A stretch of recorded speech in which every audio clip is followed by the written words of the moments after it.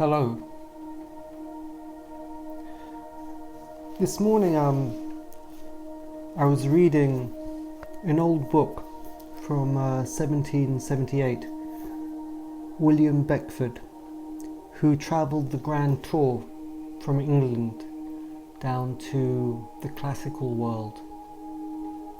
I'm just going to read a section of it to give you a little taste.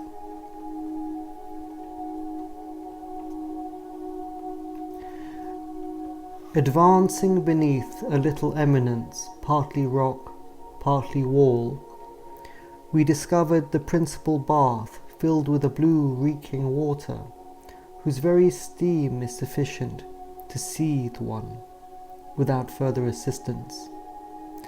Scarce had we stood looking on it a minute, before down dashed 3 or 4 dirty boys, as copper-coloured as the natives of Bengal, who by splashing us all over and swimming about a la Crapadine, convinced us that it was not their fault if we would not have companions in the delights of bathing. I soon hurtled away from this salubrious cauldron, and stepping into a little chapel hard by, where they were singing vespers, prayed heartily to the Virgin that I might never need the assistance of those wonder-working waters over which she presides. As there was but little company in the town and little amusement, I went to bed at 9 and rose at 4 the next morning, that I might reach before sunset the celebrated road which Charles Emmanuel had cut through a rocky mountain. My plan succeeded, and after dining at Chambéry, I began to discover a beautiful woody vale, terminated on one side by the hallowed cliffs of the Grande Chartreuse, and on the other by the mountain, which Charles Emmanuel had perforated in so extraordinary a manner. The sun was just sinking in a brilliant cloud, which seemed to repose on a swelling hill covered with cattle, when we quitted the cheerful valley and began to descend between 2 ridges of precipice, then at some distance had the appearance of towering ramparts. I was reading this morning. It's very beautifully written, almost like a dream, full of feeling. This man, William Beckford, is very feeling-wise, and his words fill you with feeling. He has a beautiful vocabulary and a way of expressing himself. He is a feeling man. After I read those pages, I was full of the world of feelings. I looked around me at the paintings on the walls of my living room, and I could feel them. I could experience this world of feelings as being a second world, a world above the physical world, a second world created in the ray of creation.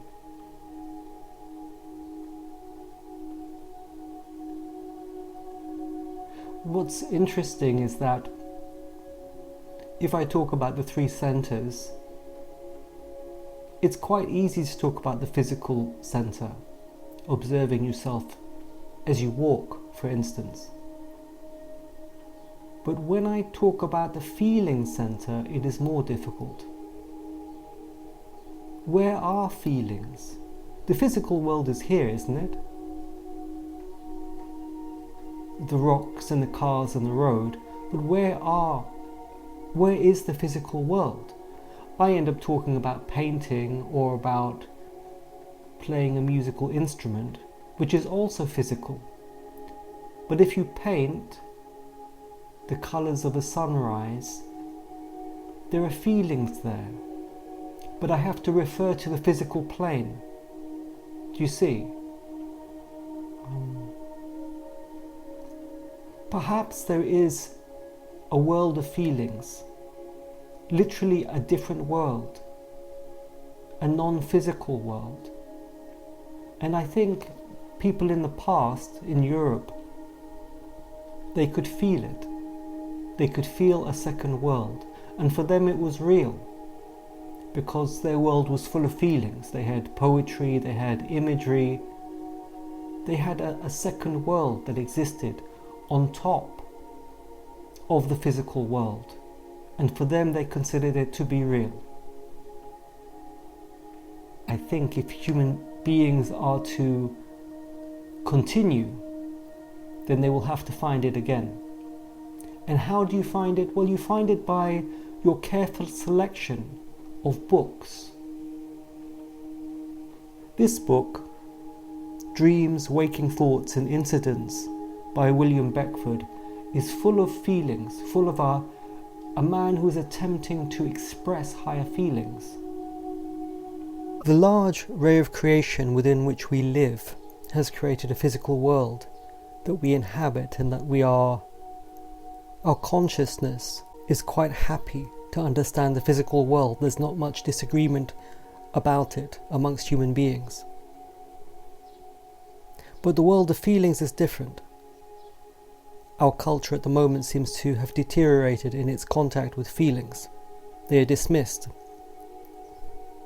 And the world of feelings is a second step in that large ray that controls the planes in which we live. And it would seem that in order to enter the next step up, to become feeling people again, we initially use the physical world as a bridge to the feeling world.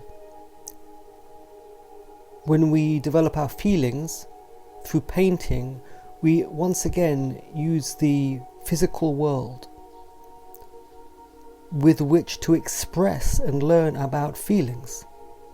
We use the physical musical instruments with which to express emotion through music. Not yet can we connect directly feeling to feeling. We use the intermediary of the physical world. Do you see? Now perhaps people in a future time would be able to communicate to each other feeling to feeling, meaning they could send feelings to each other and receive feelings without having to paint them on a physical canvas. They could see them, experience them as a new world. In the same way, if you were to read Isaac Newton's journals and his notebooks, you are experiencing his thought, which is a third plane of reality. But once again, it is transferred to you via the physical world, via his notebooks, because not yet can we communicate thought to thought.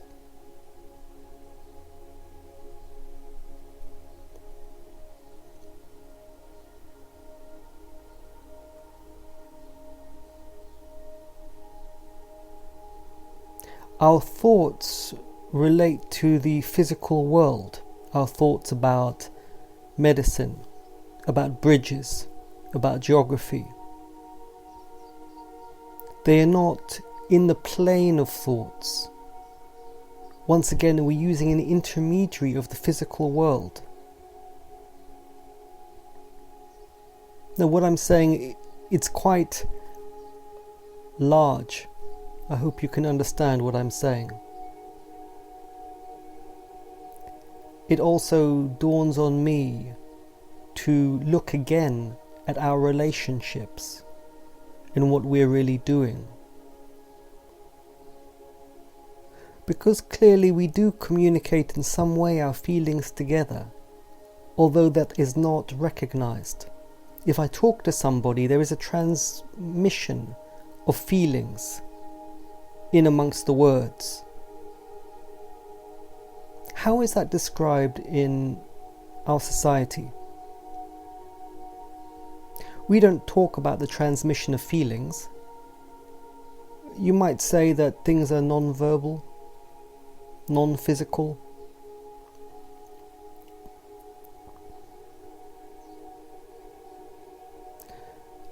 If we consider this, we can see that human beings have developed only so far, and we can see which areas need to be filled in. Now, this reminds me of various encounter groups where people sat and sit in front of each other and attempt to communicate in a deeper way, more feeling to feeling. They use the framework of these encounter groups to extend their ability to communicate feeling to feeling. Of course, it seems to be inevitably an extension of our normal social discourse. A fun exploration. But eventually I think we need to be able to communicate feeling to feeling directly, without words, as if I could send out waves of feeling to you and you would understand them. You would understand what I mean, feeling to feeling.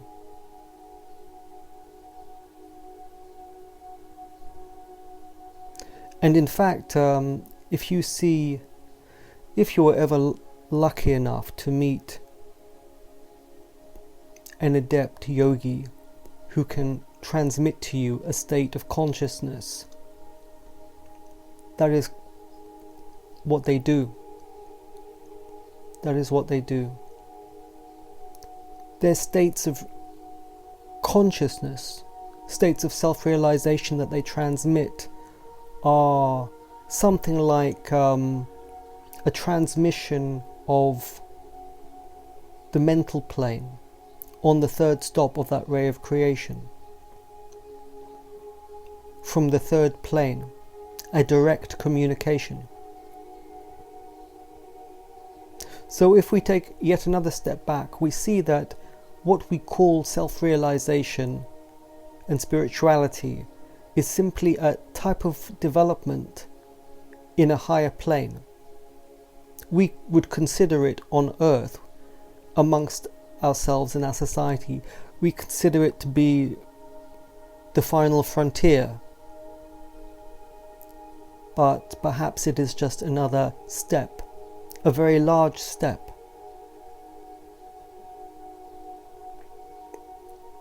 In Xanadu did Kubla Khan a stately pleasure-dome decree, where Alf, the sacred river, ran through caverns measureless to man, down to a sunless sea.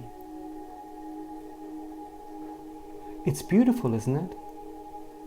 I'm using language and words, but feelings are coming out, subtle feelings.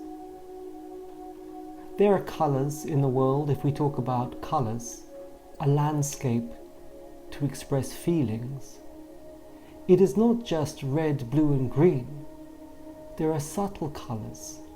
There are even words for them. Crimson, oxblood. Subtle shades, subtle words.